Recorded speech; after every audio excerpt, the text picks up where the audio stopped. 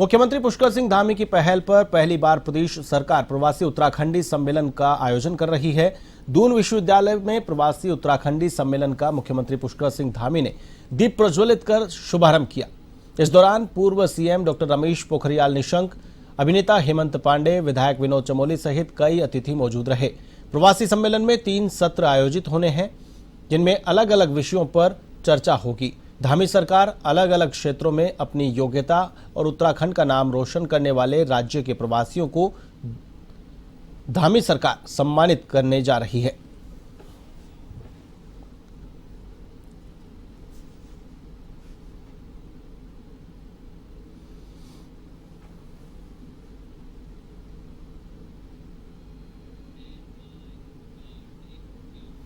उत्तराखंड में ऊर्जा सचिव मीनाक्षी सुंदरम के साथ हुए विवाद पर बेरोजगार संघ अध्यक्ष बॉबी पंवार ने अपना पक्ष रखा है।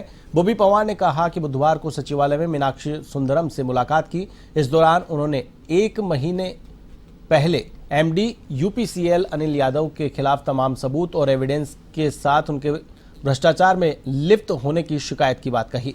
बॉबी पंवार ने आरोप लगाया कि उनकी शिकायत पर कार्रवाई न करते हुए अभी कुछ ही दिन पहले अनिल यादव को सेवा विस्तार दे दिया गया है।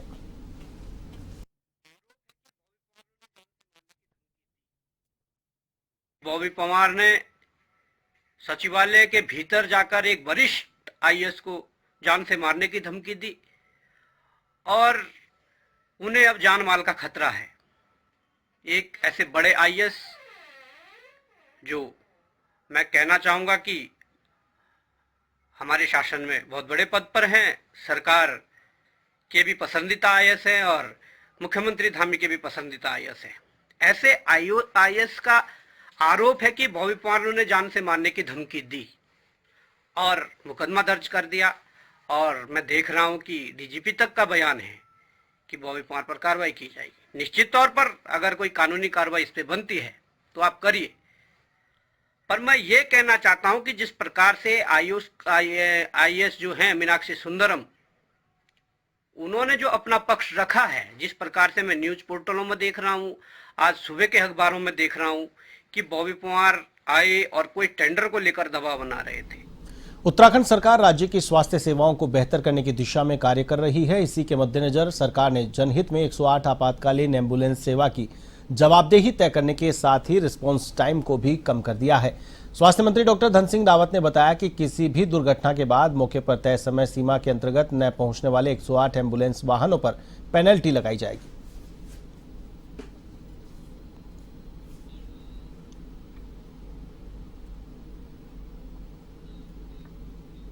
देहरादून में निःशुल्क मधुमेह जांच और जागरूकता अभियान चलाया जाएगा। अभियान स्वामी विवेकानंद फाउंडेशन की ओर से मिशन हेल्थी इंडिया के तहत 17 नवंबर से अगले 6 महीनों तक प्रत्येक रविवार को चलाया जाएगा।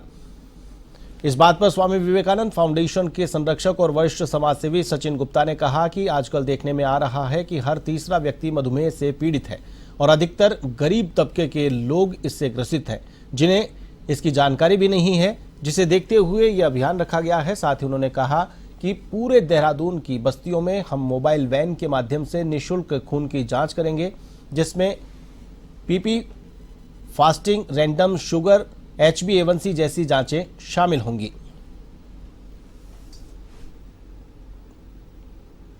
तो पहले तो मधुमेह की निःशुल्क जांच का हमने कार्यक्रम ये बनाया है और हम लोगों से इसमें ये अपील भी करेंगे, उनको जागरूक भी करेंगे डॉक्टर्स के माध्यम से कि आपको क्या एहतियात इसके अंदर बरतनी है और क्या आपको ट्रीटमेंट इसमें लेना है। बहुत से अधिकतम केसेस तो उसमें ये भी आते हैं कि आदमी को दवाई की जगह जो है अगर वो एक्सरसाइज करेगा या थोड़ा सा अपने खान पान में संयम बरतेगा तो निश्चित रूप से जो है उसको इसका लाभ मिलेगा। और जहां हमें महसूस होगा कि ये गंभीर रूप से जो है शुगर का पेशेंट है या इसको जो है डॉक्टर की आवश्यकता है, तो संस्था उसको सहयोग भी करेगी और जहां आवश्यकता पड़ेगी, चाहे वो निजी अस्पताल में दिखाने की बात हो चाहे सरकारी अस्पताल में दिखाने की बात हो, तो संस्था उसको पूरा सहयोग करेगी कि इसको सारी व्यवस्थाएं निःशुल्क। उत्तराखंड सचिवालय के वरिष्ठ आईएएस अधिकारी और ऊर्जा सचिव डॉक्टर आर मीनाक्षी सुंदरम के साथ अभद्रता और मारपीट का मामला सामने आया है। इस मामले में बेरोजगार संघ के अध्यक्ष बॉबी पंवार और उनके 2 साथियों पर आरोप लगाए गए हैं। बताया जा रहा है कि बॉबी पवार बुधवार को अपने 2 साथियों के साथ सचिवालय के विश्वकर्मा भवन स्थित ऊर्जा सचिव के कार्यालय में पहुंचे। शिकायत में आरोप लगाया गया है कि उन्होंने सचिव के साथ अभद्र व्यवहार किया और मारपीट की, साथ ही जान से मारने की धमकी दी गई।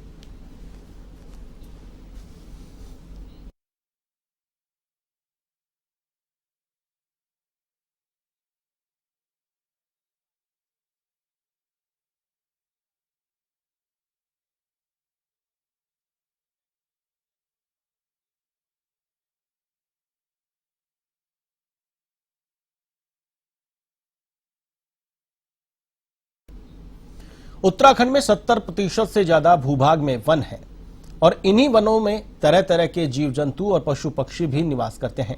ऐसे में वनाग्नि की घटनाओं के चलते इनके जान माल का खतरा बना रहता है। हालांकि मुख्य वन्य जीव प्रतिपालक आर.के. मिश्रा ने कहा कि प्रदेश में वनाग्नि की घटना बहुत ही दुर्भाग्यपूर्ण है। प्रतिवर्ष सैकड़ों हेक्टेयर जंगल जलने से जीव जंतुओं और पशु पक्षियों को भी नुकसान पहुंचता है। हालांकि जीव जंतुओं की सुरक्षा सुनिश्चित करने के लिए विभाग की ओर से तमाम प्रयास किए जा रहे हैं, जिससे आगामी दिनों में होने वाली वनाग्नि की घटनाओं के चलते जीव जंतुओं को नुकसान ना पहुंच सके। हालांकि इन चुनौतियों से निपटने के लिए विभाग प्रतिवर्ष तत्परता से कार्य करता है।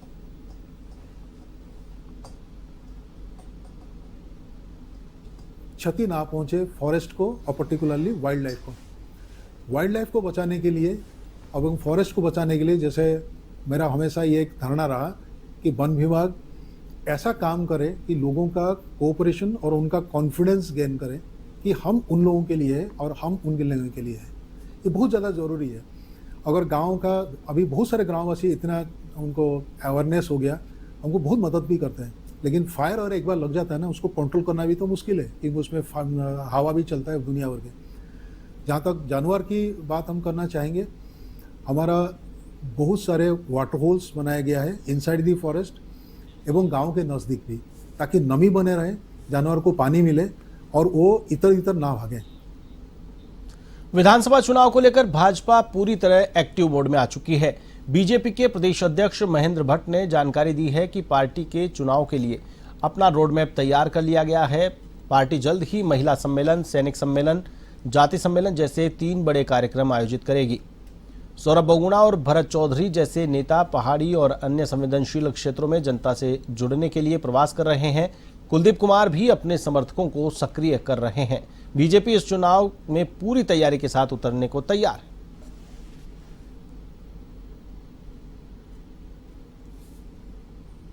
अभी हमने 3 बड़े सम्मेलन वहाँ करने का निश्चय किया है।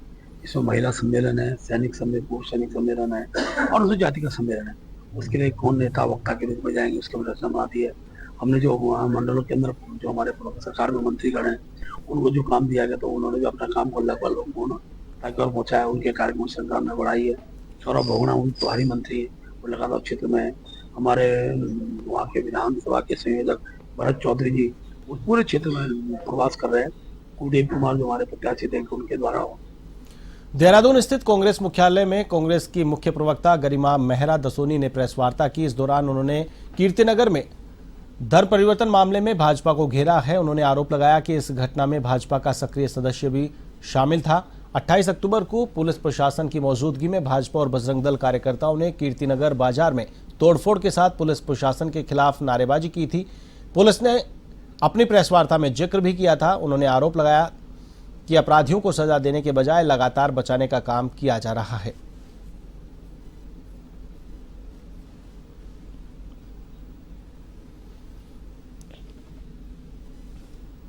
अल्पसंख्यक समुदाय के लोगों के साथ मिलकर राकेश भट्ट ने ये पूरा कुचक्र लड़की को भगाने से लेकर धर्म परिवर्तन तक का रचा, जिसमें कि कीर्तिनगर पुलिस ने अच्छा काम किया है और उन्होंने उसको नामजद किया है। और तो और मैं बधाई भी देना चाहूंगी अपने देवप्रयाग के जिला अध्यक्ष को, उत्तम असवाल जी को, जिन्होंने पूरे मामले पर होमवर्क करके अपनी टीम के साथ कल बीते रोज प्रेस वार्ता कर ये बड़ा खुलासा कीर्तिनगर के अंदर किया है कि ये जो लोग हैं ये मुखौटा कुछ और लगाते हैं। इन्हीं लोगों ने 28 को तोड़फोड़ करी, बवाल किया लड़की को भगाने और धर्म परिवर्तन के मामले में, और इन्हीं में से एक आदमी जो है आज मुख्य आरोपी के रूप में नामजद वहां की पुलिस ने किया है। डॉक्टर एपीजे अब्दुल कलाम राज्य विज्ञान महोत्सव 2024 के लिए चंपावत जनपद से चयनित प्रतिभागियों की 40 सदस्यीय टीम रवाना हो गई है। टीम को जीआईसी दिगालीचोड़ के प्रभारी प्रधानाचार्य डॉक्टर सुधाकर जोशी ने हरी झंडी दिखाकर रवाना किया। टीम लीडर श्याम दत्त चौबे ने बताया कि राज्य शैक्षिक अनुसंधान एवं प्रशिक्षण परिषद देहरादून द्वारा आयोजित विज्ञान महोत्सव में जनपद के प्रतिभागी अलग अलग विषयों पर अपने मॉडल और प्रदर्शनी साथ ही विज्ञान नाटक में प्रतिभाग करेंगे। विज्ञान महोत्सव हुआ, ये एपीजे अब्दुल कलाम जो राज्य विज्ञान महोत्सव है सर, ये अपने में खास और एक ऐसी जो छात्रों के लिए उनकी प्रतिभा को, साइंस की प्रतिभा को आगे बढ़ाने के लिए बहुत बड़ा माध्यम है सर। और ये इसके बाद फिर ये हमारे राष्ट्रीय स्तर तक बच्चे जाएंगे। इसमें 3 स्तरों में सर, जो विज्ञान प्रदर्शनी, विज्ञान मॉडल और विज्ञान ड्रामा, ये 3 स्तरों पर जो है तो ये बच्चे अलग अलग विषयों पर अपना अपना प्रदर्शन वहाँ पर देंगे। और अलग अलग जो हमारी वैज्ञानिक जो सोच है बच्चों के बीच की, उस वैज्ञानिक सोच को आगे बढ़ाने के लिए सर इनमें जो अलग अलग जो सब्जेक्ट दिए हैं उनके अनुसार इन बच्चों ने बहुत अच्छा प्रदर्शन हमारी जो जनपदीय विज्ञान महोत्सव में किया था। और इन बच्चों के मार्गदर्शक शिक्षकों ने बहुत अच्छी तरह से इन बच्चों को तैयार कर आज राज्य स्तर के लिए यहाँ पर दिया। उत्तराखंड 9 नवंबर को अपना 24वां स्थापना दिवस मनाने जा रहा है। इस मौके पर जहां सरकार अपने कार्यों की उपलब्धियां गिना रही है, वहीं राज्य आंदोलनकारियों ने इन खूबियों के बीच कुछ कमियों को भी उजागर किया है। राज्य आंदोलनकारी प्रदीप कुकरेती का कहना है कि इन 24 वर्षों में राज्य ने बहुत कुछ हासिल किया है। एक अलग राज्य का दर्जा होने के साथ ही प्रदेश के लोगों ने शिक्षा, ब्यूरोक्रेसी समेत विभिन्न क्षेत्रों में अपना व प्रदेश का नाम ऊंचा किया है, लेकिन राज्य को अब तक स्थायी राजधानी नहीं मिल सकी है।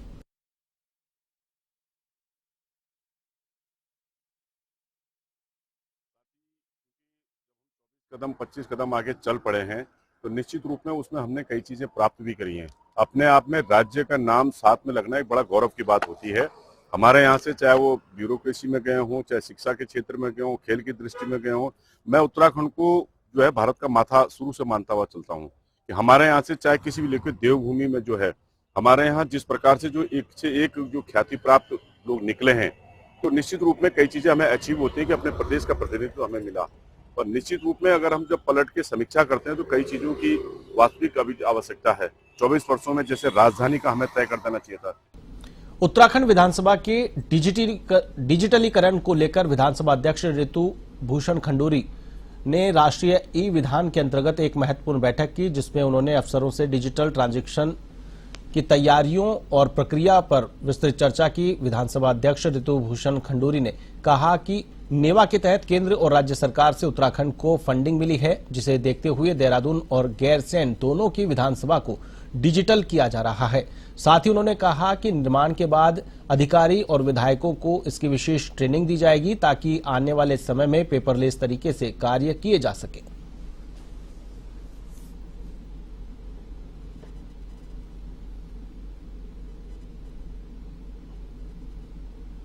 डिजिटाइजेशन का काम काफ़ी समय पहले से चल रहा है। ई नेवा के तहत उत्तराखंड विधानसभा को भारत सरकार से और उत्तराखंड सरकार से फंडिंग हुई है और हम दोनों ही, हमारी जो राजधानी है भराड़ीसैंण गैरीसैंण और देहरादून में जो राजधानी है उसको हम डिजिटल कर रहे हैं और इसमें काफ़ी समय से कार्य हो रहा है। खासकर देहरादून में लगभग जो इंफ्रास्ट्रक्चर का काम है यहाँ पे, क्योंकि थोड़ा ज़्यादा था, यहाँ पे हम कर चुके हैं और अब सॉफ्टवेयर और हार्डवेयर जो आवश्यकता है वो लगाई जा रही हैं। इसके बाद जैसे यहाँ पे काम समाप्त होता है हम फिर गैरीसैंण जाएंगे और अगले 1-1.5 महीने में लगता है, क्योंकि वहाँ पे इंफ्रास्ट्रक्चर की बहुत आवश्यकता नहीं है, वहाँ पर हमको जो थोड़ी मोड़ी चीज़ों की ज़रूरत है वो हम पूरा कर पाएंगे। और साथ ही साथ जो नेक्स्ट स्टेप, अब बहुत ज़रूरी स्टेप है, वो है ट्रेनिंग का। सबसे पहले हम ऑफिसर्स को ट्रेन करने का प्रयास कर रहे हैं ताकि उन्हें समझ में आए कि डिजिटाइजेशन का हम यूज़ कैसे करेंगे, क्योंकि क्वेश्चंस भी उसी पे आएंगे, नोटिसेस भी उस पर आएंगे। तो पहले चीज़ हम अपने ऑफिसर्स को ट्रेन कर रहे हैं, सचिवालय से फाइल का मूवमेंट कैसे होगा, जवाब कैसे आएंगे। उसके बाद हम विधायकों को ट्रेन करेंगे कि आपको किस तरह से विधानसभा में अपने क्वेश्चंस पूछने हैं, वहीं उसी पे टैबलेट पर आपके आंसर्स आएंगे, उसी के माध्यम से आपको ये देखना है कि किस तरह से उसको हम यूज़ कर सकते हैं। लोहाघाट के राज्य आंदोलनकारी स्वर्गीय हीरा वल्लभ गहतोड़ी की धर्मपत्नी हरिप्रिया गहतोड़ी का 75 वर्ष की आयु में निधन हो गया। हरिप्रिया अपने पीछे 3 बेटियों को छोड़कर गई हैं। तीनों बहनों ने सामाजिक वर्जनाओं को तोड़ते हुए मां के शव को कंधा देकर चिता को मुखाग्नि दी। पूर्व में तीनों बहनों ने अपने पिता का भी ऐसे ही अंतिम संस्कार क्रियाक्रम किया था। आपको बता दें कि प्रमुख समाजसेवी एवं तीलू रोतेली पुरस्कार से सम्मानित रीता गहतोड़ी अंजू ने माता पिता की सेवा के लिए विवाह तक नहीं किया, जबकि सबसे छोटी बेटी करुणा शिक्षिका हैं। करुणा भी दोनों बहनों की तरह अंतिम समय तक मां की सेवा में जुटी रहीं।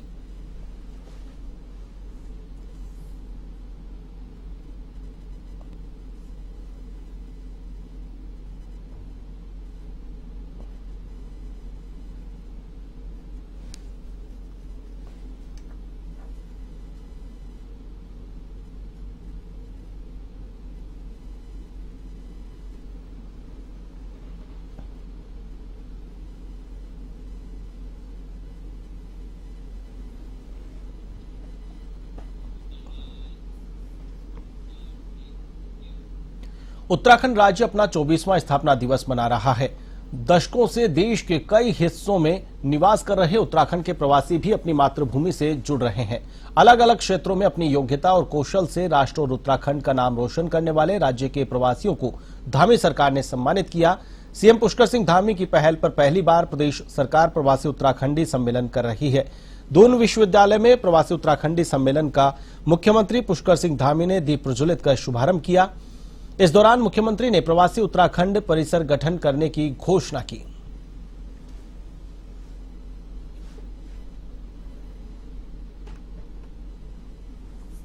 प्रवासी उत्तराखंडियों को बुलाकर यह सम्मेलन किया और उत्तराखंड में जो पैदा हुआ है, हम लोगों के लिए शिक्षा भी बड़ा कठिन है, जीवन यापन भी बड़ा कठिन है, रोजगार भी बड़ा कठिन है, लेकिन आज देश में डंका उत्तराखंडियों का ही बज रहा है। चाहे वो सेना में सीडीएस हो, चाहे डोभाल जी हो, धसवाना जी हो, लोहानी जी हो, जो आज भारत सरकार में बहुत बड़े मुकाम पे हैं। मुझे लगता है कि आज जो जुड़ाव पैदा हुआ और जो विभिन्न प्रदेशों में उत्तराखंडी जो रहते हैं वो जो आज आए, एक दूसरे से उन्होंने मुलाकात की और एक संवाद स्थापित हुआ। और सबसे बड़ी बात यह है कि जो आज माननीय मुख्यमंत्री जी के द्वारा घोषणा की गई कि आप अपना एक विलेज अडॉप्ट करें और उस विलेज में आप जाकर के जो भी आपने एक्सपर्टीज बाहर हासिल की है उस एक्सपर्टीज को आप कैसे लौटा सकते हैं, उसका कैसा उपयोग कर सकते हैं, वो अपने गांव में जाकर के लोगों से बात करें, संवाद करें। ये एक बहुत बड़ी अच्छी पहल और मुझे लगता है कि हर उत्तराखंडी को अपना गांव और या बगल के गांव जहां पर भी वो काम करना चाहते हैं वो अडॉप्ट करना चाहिए उसके।